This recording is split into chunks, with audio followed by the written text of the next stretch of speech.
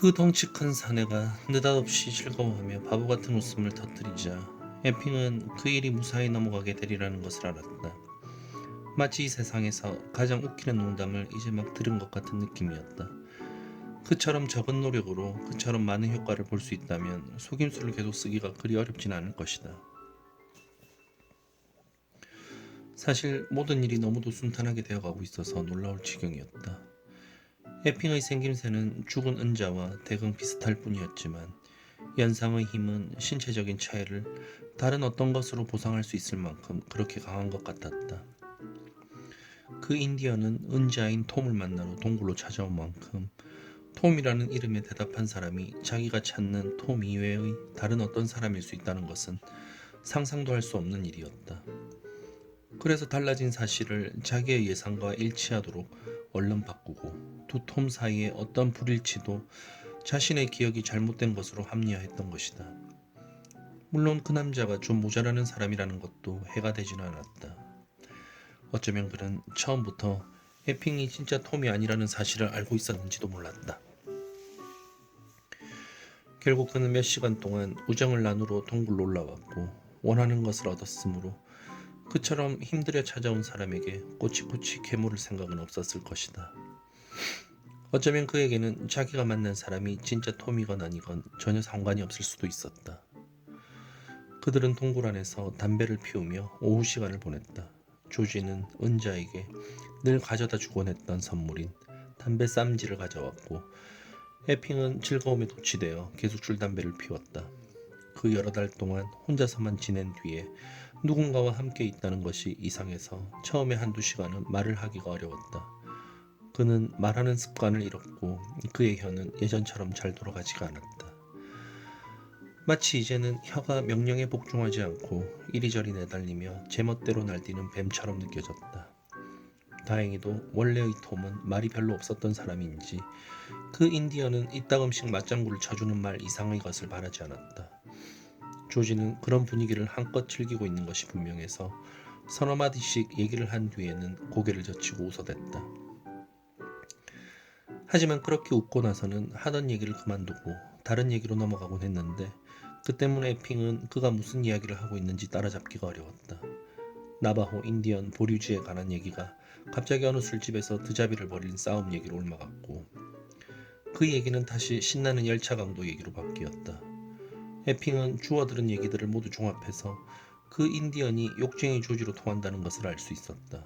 하지만 그 덩치 큰 사내는 사람들이 자기를 욕쟁이라고 부르는 것에 개의치 않는 것처럼 보였다.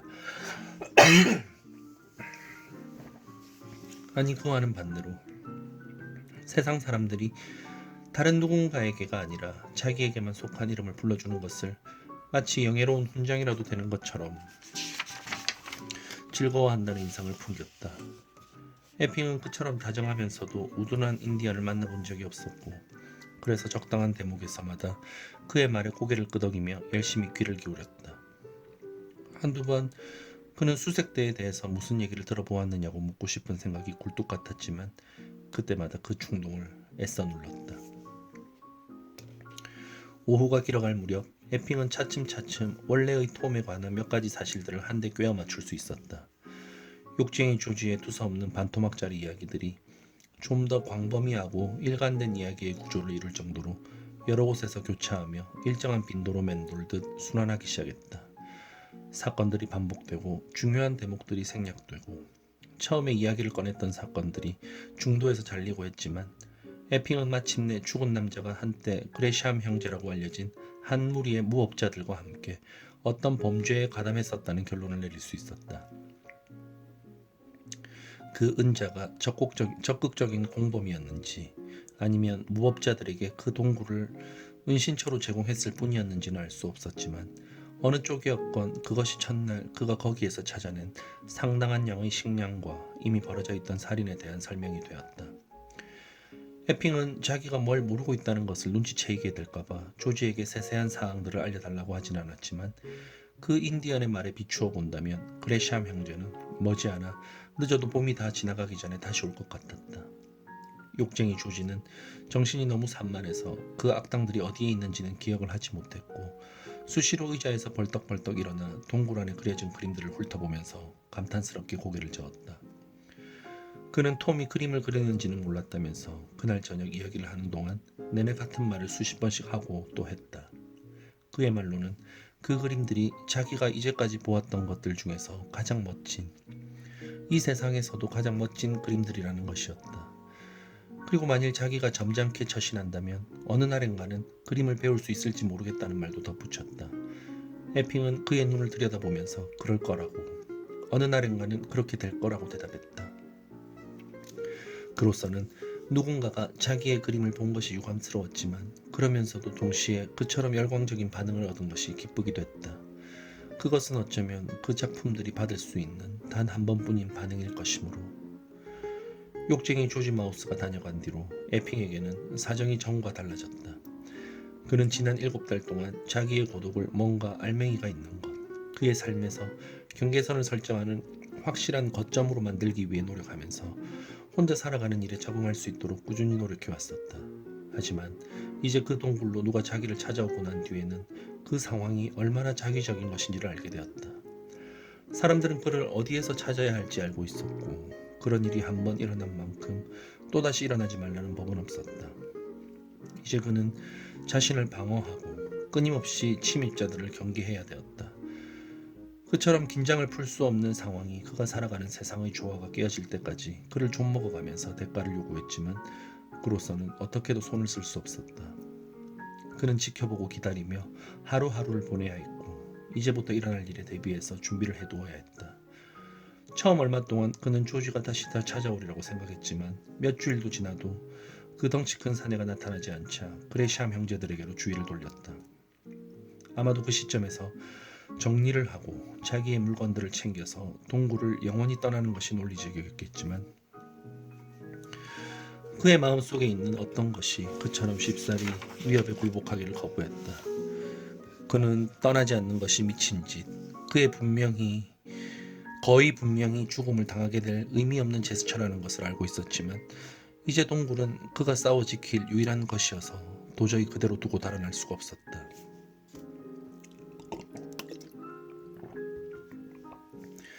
가장 중요한 일은 무법자들에게서 불시에 기습을 당하지 않는 것이었다. 만일 그가 잠들어 있을 동안 그들이 동굴로 찾아든다면 그에게는 기회가 전혀 없을 것이고 침대에서 빠져나오기도 전에 죽임을 당할 것이 분명했다. 그들은 이미 살인을 저지른 만큼 한 번 더 사람을 죽이는 것이 그들에게는 아무것도 아닐 것이었다. 다른 한편으로 그들이 접근해오고 있다는 것을 미리 알려줄 어떤 경보장치를 서둘러 만들어낸다 하더라도 그것으로는 잠시 동안의 여유밖에 얻을 수 없을 것이었다. 일어나서 총을 움켜쥘 만한 시간은 벌 수 있을지 몰라도 세 형제들이 한꺼번에 들이닥친다면 그에게 불리할 것이 틀림없었다. 입구를 돌과 나뭇가지로 막아서 동굴에 바리케이드를 쳐둔다면 좀 더 많은 시간을 벌 수 있겠지만 그럴 경우 에핑은 그가 무법자들에 비해 단 한 가지 유리한 점, 그러니까 무법자들이 그가 거기에 있는 것을 모르고 있다는 사실을 포기해야 되었다.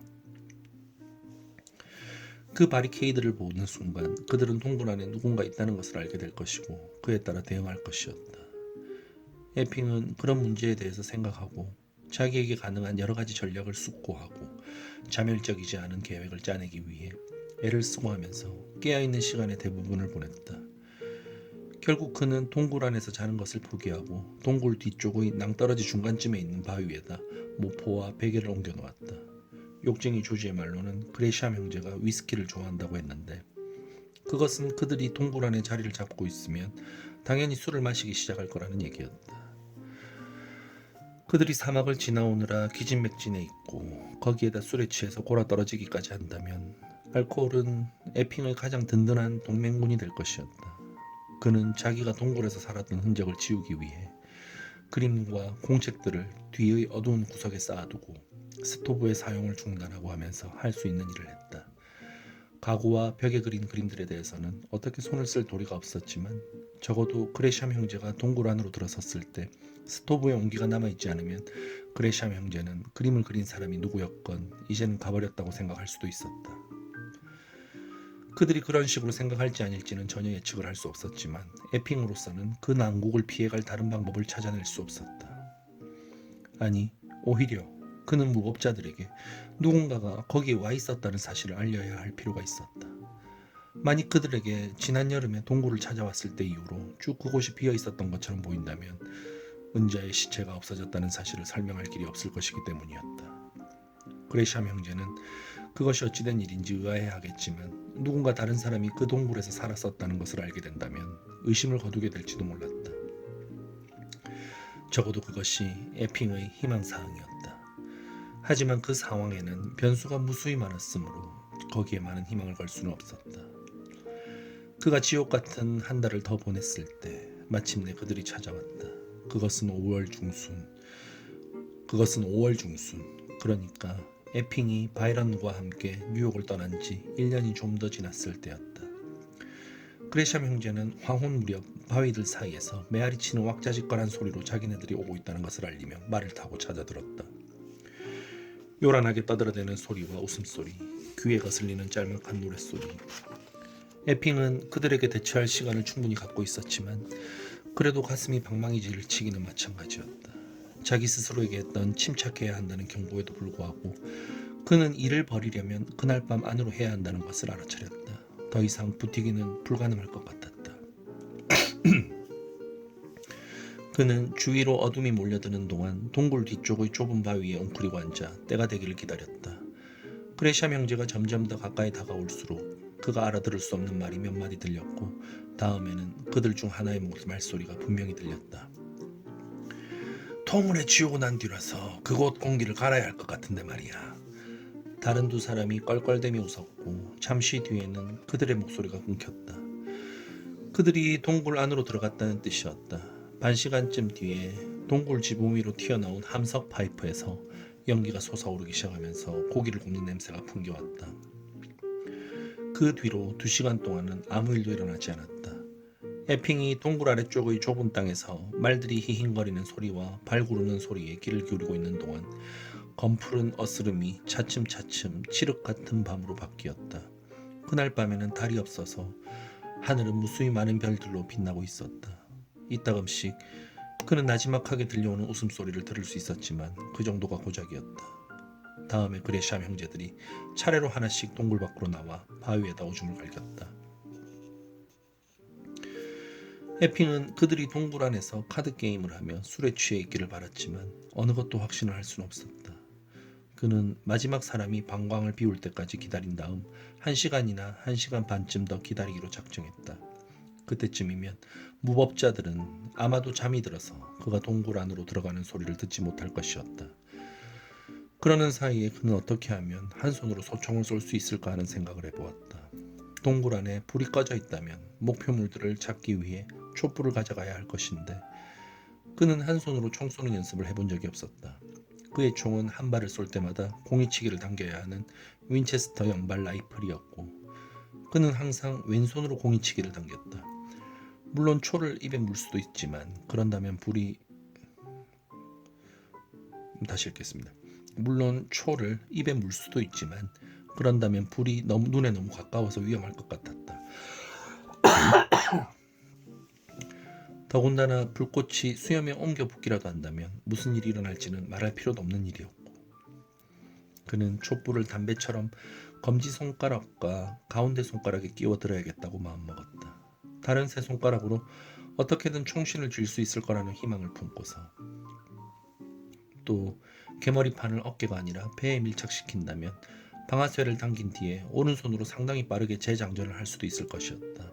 하지만 그 어느 것도 확신할 수는 없었다. 그것들은 마지막 순간의 절망적인 생각이 지나지 않았다.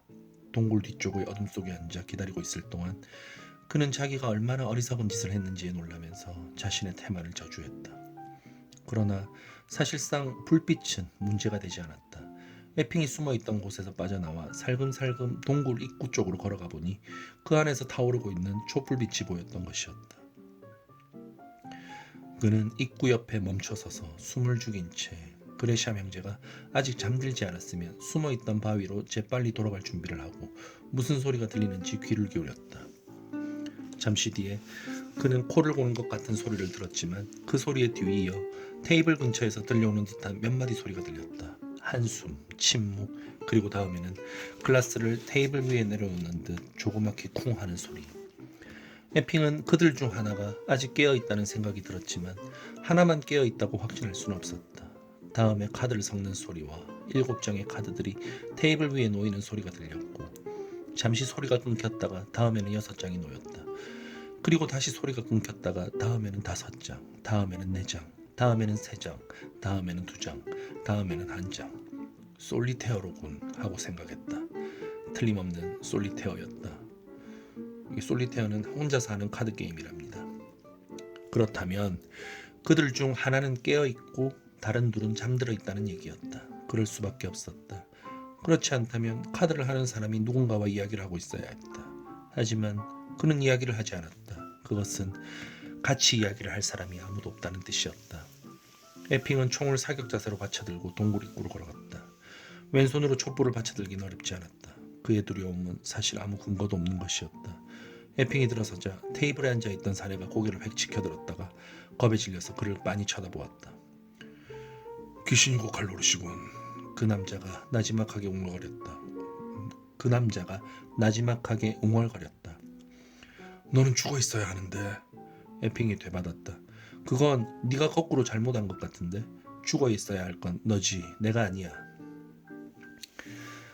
그가 방아쇠를 당긴 바로 다음 순간 그 사내는 가슴에 총을 맞아 비명을 지르며 의자에서 뒤로 벌렁 넘어갔고 바로 뒤이어 숨이 끊겼다. 에핑은 총을 재장전해서 두 번째 사내를 겨누었다. 그는 바닥에 깔린 휴대용 침구에서 황급히 빠져나오려 하고 있었다. 에핑은 그의 얼굴을 정통으로 맞추어 역시 한 방에 치웠다. 그의 뒤통수를 관통한 총알과 함께 튕겨져 나온 내수와 뼈가 피범벅이 되어 동굴 반대편 벽에 튀었다. 그러나 세 번째 그레샴 형제와는 일이 그렇게 쉽게 풀리지 않았다. 그는 동굴 뒤쪽의 침대에 누워 있었는데 에핑이 두 사내를 해치웠을 때쯤엔 이미 총을 움켜쥐고 쏘아댈 준비가 되어 있었다.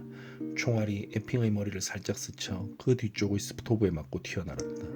하지만 그 사내는 총을 재장전한 다음 자기 왼쪽에 있는 테이블 뒤로 몸을 숨기려고 뛰어들다가 두 개의 촛불을 모두 꺼뜨리고 말았다. 동굴 안이 칠흑 같은 어둠에 잠기자 그 사내가 갑자기 히스테리 발작을 일으킨 것처럼 죽은 은자에 대해 무슨 말인지도 모를 소리를 늘어놓으며 엉엉 울기 시작하더니 에핑이 있는 쪽을 향해 마구잡이로 총을 쏘아댔다. 그러나 에핑은 그 동굴의 윤곽을 훤히 알고 있어서 어둠 속에서도 그 사내가 어디에 있는지 정확히 알 수 있었다. 그는 미쳐 날뛰는 그 사내가 불빛이 없이는 총을 재장전하기가 불가능하리라는 것을 알아차리고 6발을 센 다음 일어나서 침대 쪽으로 걸어갔다. 그리고 총의 방아쇠를 당긴 뒤 그 사내가 총에 맞아 비명을 지르는 소리가 들리자 총을 재장전해서 한 발을 더 쏘았다. 동굴 안에서는 아무 소리도 들리지 않았다. 에핑은 공기 중으로 피어오르는 화약 냄새를 맡았고 다음에는 온몸이 걷잡을 수 없이 떨리는 것을 느꼈다. 그는 있는 힘을 다해 비틀비틀 동굴 밖으로 걸어나와 무릎을 꿇고 땅에다 먹던 것을 모두 토해냈다. 그날 밤 그는 바로 거기 동굴 입구에서 잠이 들었다. 다음 날 아침잠을 깨자마자 그는 당장 시체들을 치우기 시작했다. 자기가 죽인 남자들을 아무런 후회도 느끼지 않고 아주 작은 양심의 가책도 느끼지 않고 볼 수 있다는 것이 자기 생각에도 놀라웠다. 그는 시체들을 하나씩 동굴에서 끌어내어 절벽 뒤로 끌고 내려가 미루나무 밑에 은자 옆에 묻었다. 마지막 시체를 묻었을 때는 거의 정오가 다 되어 있었다. 무리한 힘을 쏟은 탓에 기진맥진해진 그는 동굴로 들어와 점심을 약간 먹었고 다음에는 테이블에 그대로 앉아 그레샴 형제들이 가져온 위스키를 한 잔 따르기 시작했다. 그런데 바로 그 순간 침대 밑에 놓여있는 안장 가방들이 눈에 띄었다. 에핑의 말에 의하면 그에게서 모든 것이 다시 바뀌기 시작한 것은 그의 삶이 갑자기 새로운 방향으로 바뀐 것은 바로 그 순간이었다.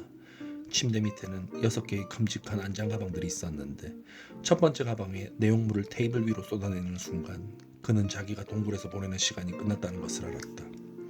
마치 책장을 탁 덮어버리는 것처럼 순식간에 느닷없이 테이블 위에는 돈들이 쌓여 있었고 다른 안장 가방들을 하나씩 비울 때마다 돈더미는 점점 더 불어났다. 마침내 그가 돈을 다 세었을 때는 현금만도 2만 달러가 넘었다. 현찰더미에 섞여 시계, 팔찌, 목걸이들도 꽤 많았고 마지막 가방에는 끈으로 단단히 묶인 세 다발의 무기명 채권이 들어있었다. 콜로라도 은광, 웨스팅하우스 전기회사, 포드 자동차 회사 같은 곳에 투자한 또 다른 1만 달러의 가치가 있는 것이었다. 에핑의 말에 따르면 당시에는 그 돈이 어마어마한 액수, 굉장한 재산이었다고 했다. 만일 제대로만 운용된다면 그것은 평생을 살아가기에 충분한 돈이었다. 그 돈을 원래의 주인에게 돌려준다거나 관계당국을 찾아가 무슨 일이 있었는지 알린다거나 하는 것은 생각해볼 여지도 없는 일이었다. 하지만 그것은 신고를 했을 때 자기의 신분과 범행이 탄로날까 두려워서가 아니라 단지 그 돈을 자기 것으로 만들고 싶었기 때문이었다. 그 충동이 너무 커서 그는 자기가 무슨 일을 하고 있는지 생각해보려고도 하지 않았다. 그는 돈이 거기에 있었기 때문에 어떤 의미에서는 그것이 이미 자기 것이라고 느꼈기 때문에 그 돈을 챙겼고 그것으로 그만이었다. 옳으냐 그르냐 하는 문제는 전혀 개입되지 않았다. 냉혹하게 세 남자를 살해한 뒤 그는 이제 그런 것을 따질 계제가 아닌 상태에 이르러 있었다. 어쨌건 그의 생각으로는 그레샴 형제의 죽음을 슬퍼할 사람들은 별로 없을 것 같았다. 그들은 사라졌고 얼마 안 가서 곧 세상 사람들은 그들이 더 이상 존재하지 않는다는 사실에 익숙해질 것이었다. 그들은 줄리안 밥 없이 살아가는 데 익숙해진 것과 마찬가지로 거기에도 익숙해질 것이었다. 다음 날 그는 떠날 준비를 하면서 하루 온종일을 보냈다. 가구들을 바로잡고 눈에 띄는 곳마다 핏자국을 지워내고 공책들을 찬장 안에 보관해두고 하면서 그는 자기의 그림들의 작별을 고하기가 서운했지만 달리 어쩔 도리가 없어서 그것들을 침대 발치에 가지런히 쌓아 벽 쪽으로 돌려놓았다. 그러는 데는 2시간 정도밖에 걸리지 않았고 나머지 오전 시간과 오후 내내 그는 따가운 햇살 속에서 동굴 입구를 차단할 돌과 나뭇가지들을 모았다. 그곳으로 다시 돌아오게 될 것 같지는 않았지만 그렇더라도 그곳을 계속 숨겨놓고 싶어서였다. 그것은 그의 사적인 기념물, 그의 과거를 묻은 무덤이었고 그래서 어느 때라도 그곳을 생각하면 아직 거기에 늘 있던 대로 있다고 생각하고 싶었다. 그날 밤에도 그는 동굴 밖에서 잠을 잤고 다음 날 아침에는 여행을 떠날 채비를 차렸다. 안장 가방들을 꾸리고 식량과 물을 챙기고 가져갈 물건들을 모두 그레샴 형제가 남긴 말들에다 묶으면서 그런 다음 그는 이제부터 무슨 일을 할 것인지 생각해 보려고 애쓰면서 그곳을 떠났다.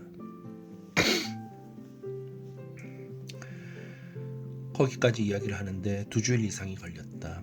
크리스마스는 이미 지나간 지 오래였고 한 주일 뒤면 1960년대가 끝날 것이었다. 그러나 에핑은 그런 중요한 사건에 거의 관심을 보이지 않았다. 그의 생각은 젊었던 시절에 고정되어 있었다. 그는 아무것도 빼먹지 않기 위해 이야기를 뒤로 돌려 세세한 사건들을 보충하고 자기의 과거를 다시 포착하기 위해 아주 사소한 의미에 매달리고 하면서 지칠 줄 모르는 열정으로 자신의 이야기에 매달렸다. 얼마쯤이 지나자 나는 그가 내게 진실을 말하고 있는지 아닌지에 대해 더 이상 의문을 품지 않았다. 그때쯤 그의 이야기는 주마등 같은 속성을 띠고 있었는데 때때로 나는 그가 자기의 삶에서 일어났던 외면적인 사실을 기억하기보다는 그 내면적인 의미를 설명하기 위해 우화를 꾸며내고 있다는 느낌이 들었다. 은자의 동굴, 돈이 든 안장 가방들, 거친 서부에서의 총격전, 그 모두가 너무도 황당한 얘기였지만 그렇더라도 그의 이야기에서 가장 납득이 가는 요소는 아마도 그 기상천외한 면이었을 것이다. 누구라도 그런 이야기를 꾸며낼 수 있을 것으로는 보이지 않았으니까. 에핑의 이야기가 그처럼 손에 잡힐 듯 너무도 분명해서 나는 실제로 그런 일이 일어났었는지 아닌지 물어볼 생각도 하지 않고 다만 그의 이야기를 따라갔을 뿐이었다. 나는 귀 기울여 들었고 그가 하는 말을 받아 적었고 그의 말을 끊지 않았다. 내가 그에게 느꼈던 혐오감에도 불구하고 그는 때때로 내게 영감을 주곤 해서 나는 그가 나와 같은 정신을 지녔다고 생각하지 않을 수 없었다. 어쩌면 그런 생각이 들기 시작한 것은 우리가 동굴에 관한 일화로 접어들었을 때였는지도 모른다. 결국 나에게도 동굴에서 살았던 기억이 있었기에 그가 당시에 느꼈던 외로움을 설명하자 나는 그가 어떤 식으로든 내가 겪었던 것과 똑같은 일을 설명하고 있다는 생각이 들었다. 나 자신의 이야기도 에핑의 이야기와 마찬가지로 터무니없었지만 만일 내가 그에게 이야기를 하려고 들었다면 그는 내 말을 모두 믿었을 것이다. 하루하루가 지날수록 방 안 공기는 점점 더 답답해졌다. 그러나 바깥 날씨가 혹독해서 차가운 비, 빙판이 진 길, 뼛속까지 파고드는 바람. 그렇게 날씨가 혹독해서 우리는 당분간 오후의 산책을 뒤로 미뤄야 했다. 에핑은 사망기사에 할애하는 시간을 2배로 늘리기 시작해서 점심 식사를 한 뒤 자기 방으로 들어가 잠깐 눈을 붙이고는 2시 반이나 3시가 되면 다시 서너 시간 동안 더 이야기를 쏟아내곤 했다. 그가 어디에서 그런 페이스로 계속해 나갈 힘을 얻었는지 모르지만 문장과 문장 사이에서 평소보다 약간 더 오래 쉬는 것 말고는 그의 목소리에 힘이 빠진 기색이 느껴진 적은 단 한 번도 없었다. 나는 마치 그의 목소리가 하나의 방인 것처럼 그의 안에서 살기 시작했다. 하루하루가 지날수록 점점 더 작아지는 창문도 없는 방. 그 무렵 에핑은 거의 언제나 눈에 검은 안대를 하고 있어서 그와 나 사이에 어떤 관계가 있다는 생각이 들도록 나 자신을 속일 기회는 없었다. 그는 자기 머릿속에서 떠오르는 이야기와 함께 혼자였고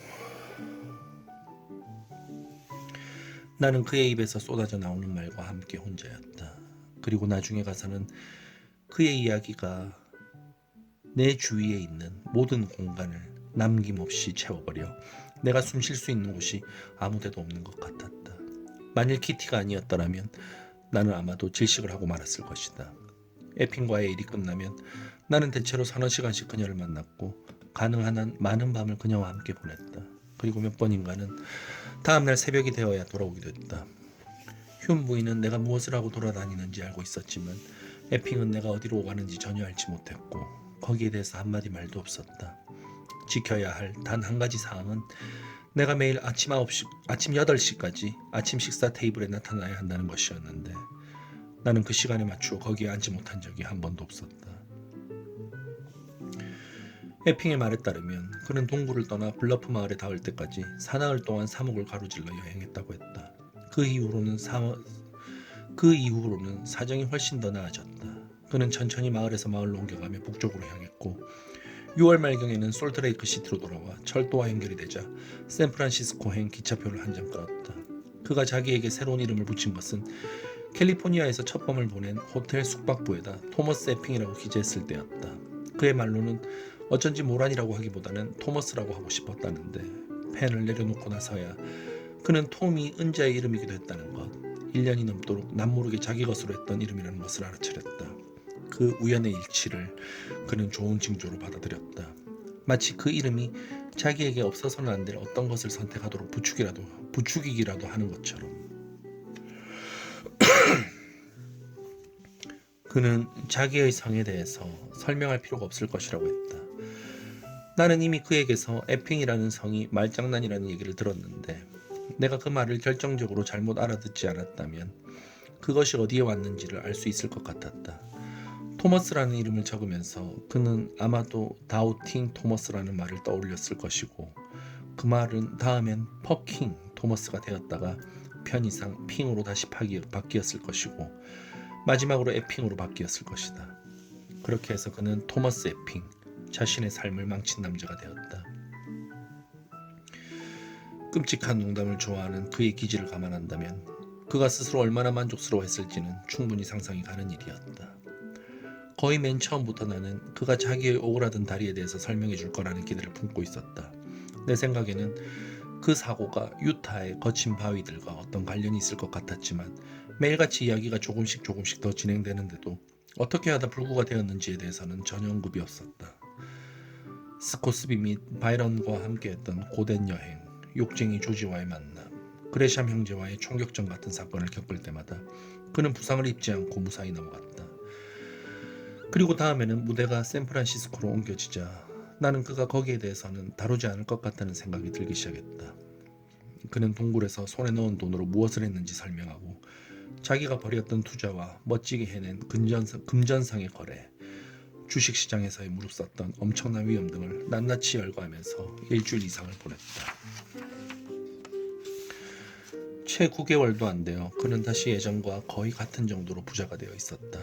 그에게는 러시안 힐에 하인들이 딸린 정택이 있었고 원할 때면 언제나 여자들이 있었고 가장 우아한 사교 클럽들의 회원권이 있었다. 어쩌면 그는 영원히 그와 같은 삶, 사실상 그가 어렸을 적부터 익히 알고 있던 삶에 안주할 수도 있었을 것이다. 그가 샌프란시스코로 온 지 1년쯤 지난 뒤에 일어난 뜻밖의 사건만 아니었더라면 그는 20여 명의 다른 손님들과 함께 어느 파티에 초대를 받았다가 느닷없이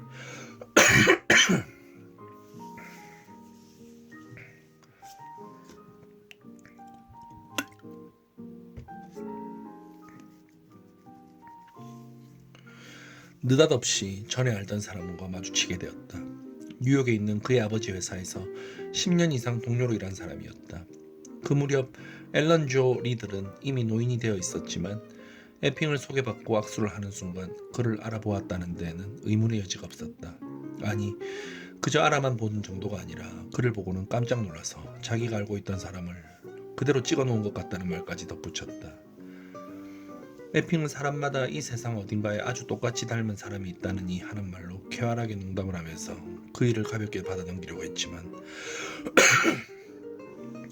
앨런 조 리들은 그 놀라운 우연의 일치를 그냥 넘길 수 없어서 그와 다른 손님들에게 줄리안 바버의 실종에 관한 이야기를 늘어놓기 시작했다. 에핑으로서는 참으로 끔찍한 순간이었다.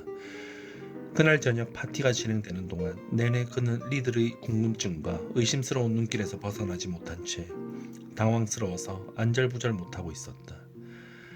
그 일이 있은 뒤 에핑은 자신의 처지가 얼마나 위태로운지를 알아차렸다. 조만간 그는 전에 알던 사람과 다시 마주치게 될 것이고 그때 가서는 리들과 마주쳤을 때처럼 운이 좋을 거라고 장담할 길이라고는 없었다. 다음번 사람은 리들보다 더 자신만만하고 더 도발적이고 더 호전적이어서 에핑이 미처 손쓸 틈도 없이 그의 면전에서 모든 사실을 다 폭로해버릴지도 모른다. 그런 일을 미연에 방지하기 위해 그는 파티를 열거나 초대에 응하는 일을 당장 그만두었지만 그것이 별 도움이 되지 못한다는 것을 알고 있었다. 결국 사람들은 그가 자기네들에게서 떨어져 나갔다는 사실을 알게 될 것이고 그렇게 되면 호기심이 동하게 되어 곤란한 일로 이끌릴 수밖에 없는 뒷소문이 생기게 될 것이었다. 그 일이 벌어진 것은 1918년 11월, 그러니까 1차 대전의 휴전협정이 막 조인되었을 무렵이었다. 에핑은 자기가 미국에서 살 날이 며칠 남지 않았다는 것을 알아차렸지만 상황이 그처럼 분명한데도 거기에 대해서는 어떻게도 손을 쓸 수 없었다. 병적인 무력감에 빠져들어 자기에게 어떤 가능성이 열려있는지 생각해보거나 계획을 세울 수도 없었다. 그는 자기가 저질렀던 끔찍한 일들을 떠올리고 죄책감에 사로잡혀 그때까지 일어났던 일들을 설명해줄 터무니없는 거짓말을 꾸며가지고 롱아일랜드로 돌아가서는 무모한 환상에 빠져들곤 했다. 그것은 물론 말도 안 되는 소리였지만 그는 집요하게 한 가지 거짓말에 이어 다른 거짓말을 생각해내며 자기를 구원해줄 꿈에만 매달린 채 아무런 행동도 취하지 못하고 있었다. 서너 달 동안 그는 낮이면 어두컴컴한 방에서 잠을 자고 밤이면 몰래 차이나타운으로 스며들고 하면서 세상 사람들로부터 자신을 격리시켰다. 그가 찾아가는 곳은 언제나 차이나타운이었다. 다시는 그곳에 발을 들여놓고 싶지 않으면서도 그러지 않을 용기를 끌어낼 수 없었다. 자신의 의지와는 반대로 그는 사창굴과 아편굴과 비좁은 길의 미로에 숨겨진 도박장들을 찾아다니고 있었다. 나는 망각을 찾고 있었지. 그가 말했다. 내가 나 자신에게 느끼는 혐오감과 같아질 타락으로 빠져들려고 했으면서 그의 밤들은 덜거덕거리는 룰렛 휠과 담배 연기, 마마 자국이 난 얼굴에 이빨 빠진 중국 여자들과 답답하고 구역질나는 방들의 도끼로 채워져 있었다.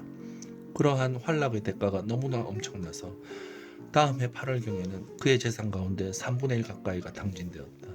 그는 만일 운명이 자기를 붙잡아 두 쪽으로 부러뜨리지 않았더라면 그 일이 끝까지 그가 자살을 하거나 아니면 돈이 다 떨어질 때까지 계속되었을 것이라고 했다.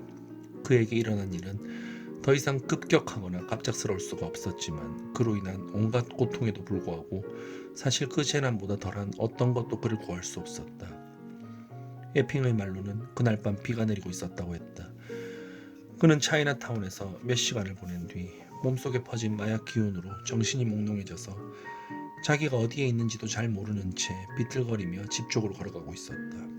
시간은 대략 새벽 서너 시경이었다. 그는 가로등 기둥이 눈에 띌 때마다 붙잡고 늘어져 숨을 돌리곤 하면서 자기 집 근처로 이르는 가파른 언덕길을 올라가기 시작했는데 그러다 어디서에선가 우산을 잃어버렸고 언덕 막바지에 이르렀을 때쯤에는 속옷까지 흠뻑 다 젖어 있었다. 억수 같은 비가 쏟아져 내리고 머리는 아편에 마비되어 빙빙 돌고 있어서 그는 자기 뒤에서 누군가가 다가오는 소리를 듣지 못했다. 잠시 전까지 그는 길을 따라 터벅터벅 걷고 있었지만 다음 순간에는 마치 어떤 건물이 자기 머리 위로 무너져 내린 듯한 느낌이었다. 자기를 때린 것이 무엇이었는지 전혀 알 수 없었다. 곤봉이나 벽돌 혹은 권총 개머리판 같은 어느 것이라도 될 수 있었다. 그는 단지 강한 타격, 뒤통수에 강해진 엄청난 충격을 느꼈을 뿐이었고 다음에는 그대로 의식을 잃고서 길바닥에 쓰러졌다. 하지만 의식을 잃었던 시간은 분명히 몇 초 정도에 지나지 않았다. 그가 다음에 기억하는 것은 눈을 뜨고 얼굴로 쏟아져 내리는 빗줄기를 느낀 것이었기 때문이다. 그는 비에 젖은 언덕길을 따라 도저히 멈출 수 없는 속도로 쏜살같이 미끄러져 내려가고 있었다. 엎어진 채 곤두박질 치며 마구 미끄러져 내리는 것을 멈추기 위해 그는 정신없이 팔다리를 내두르며 무엇이든 붙잡으려고 안간힘을 썼지만 아무리 애를 써보았자 멈출 수도 일어나 앉을 수도 없었다. 다친 벌레처럼 대굴대굴 구르는 것 외에는 어떻게도 할 수 없었다. 어느 시점에선가 그는 보도를 따라 약간 비스듬한 각도로 미끄러져 내리도록 몸을 틀은 것이 분명해서 벼랑간에 자기가 경계석을 뛰어넘어 차도로 날아들려고 하는 것을 알았다. 그는 급격한 충격에 대비해서 마음을 다잡았지만 보도 가장자리에 이른 순간 다시 몸을 80도나 90도쯤 틀어 가로등 기둥으로 곧장 돌진했다. 그의 등이 전속력으로 철제 기둥에 가서 부딪히는 것과 동시에 그는 무엇이 뚝 꺾이는 소리를 들었고 다음 순간에는 그때까지 한 번도 느껴보지 못했던 엄청난 고통, 너무 끔찍하고 강렬해서 자기의 몸이 말 그대로 산산조각 나는 것 같은 고통을 느꼈다. 그는 내게 자기의 부상이 어땠는지에 대해서 의학적으로 세세히 설명을 하진 않았다. 중요한 것은 예후였는데 얼마 지나지 않아서 의사들은 만장일치로 같은 결론에 도달했다. 그의 다리가 완전히 마비되어 아무리 치료를 받아도 다시는 걸을 수 없게 되었다는 것이다.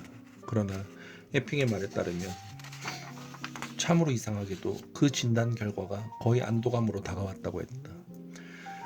말하자면 그것으로 처벌을 받은 셈이었고 그 처벌이 너무도 지독한 것이었기에 더 이상 자신을 벌할 의무가 없다는 것이다. 그는 자기가 지은 죄의 대가를 치렀다는 것을 알았고 더 이상의 죄책감도 붙잡힐이라는 두려움도 불안감도 느끼지 않았다. 만일 그 사고의 본질이 달랐더라면 그에게 미친 영향도 달라졌을 것이다.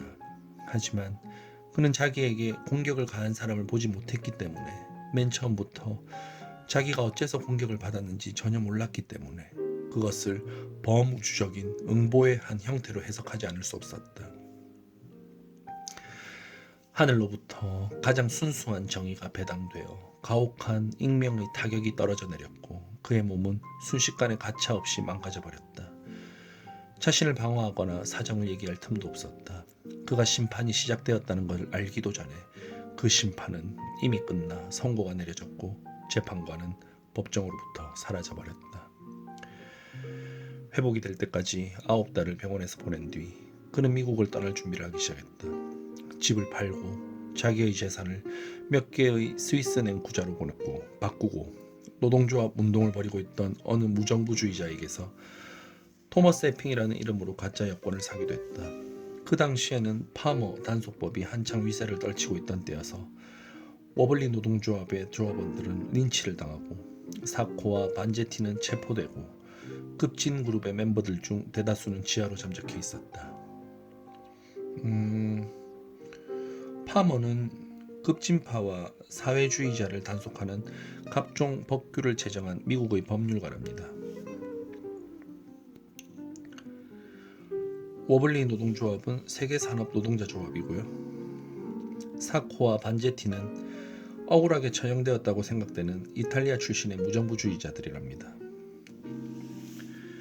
여권 위조자는 빈민가의 어느 비좁은 지하실 방에서 근근히 살아가는 헝가리계 이민이었는데 에핑은 그 여권을 구하기 위해 상당히 많은 돈을 지불했던 것으로 기억했다. 그 사람은 신경쇠약에 걸릴 지경이었지. 에핑이 설명했다. 또 내가 일이 끝나자마자 자기를 체포할 비밀요원이라고 의심을 하기도 했고 그런 이유로 약속기일이 한 번씩 더 지날 때마다 당치도 않은 변명을 늘어놓으면서 몇 주일씩 그 일을 지연시키는 거였어. 그에 따라 가격도 계속 올라갔지만 그 시점에서 에핑에게 돈은 거의 문제가 되지 않았다. 그래서 마침내는 다음날 아침 9시 정각까지 여권을 손에 넣을 수 있게 해준다면 그가 요구한 최고액의 2배를 주겠다고 함으로써 난국을 타게 했는데, 그 헝가리인으로서는 그 유혹이 너무도 강해서 이제 자그마치 800달러로 올라가 있었다. 위험을 무릅쓰지 않을 수 없었다.